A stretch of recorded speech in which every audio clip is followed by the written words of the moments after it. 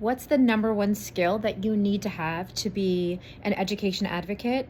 Hi, my name is Anne the Advocate, and I've been advocating now for over 12 years professionally.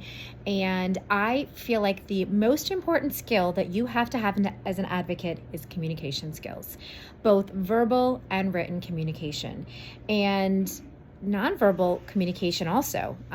It's really important when you are meeting with a team of people that you can read the room, you can kind of get a sense of what everyone is thinking when they're not even speaking.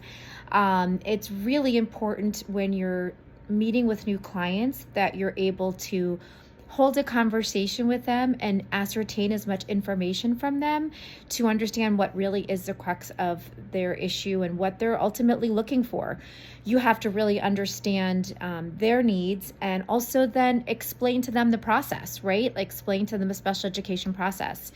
And then when we go into meetings, we have to clearly communicate with sometimes 5, 6, 7, sometimes 10 or 15 people at an IEP meeting, right? We need to be able to ask very clear, concise questions.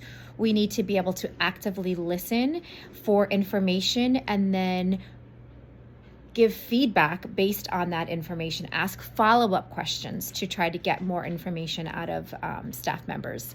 And finally, written communication. I feel like written communication is something that can be worked on. There's a ton of templates out there. I myself have templates that I provide to advocates.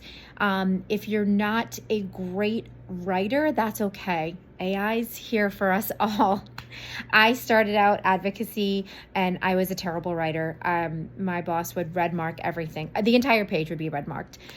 So over time, I've become a better writer. So I'm going to put, written communication slightly below verbal communication, because you have to be able to connect with your clients and you have to be able to connect with your adversaries in a collaborative way to best meet the needs of the child that you're working for.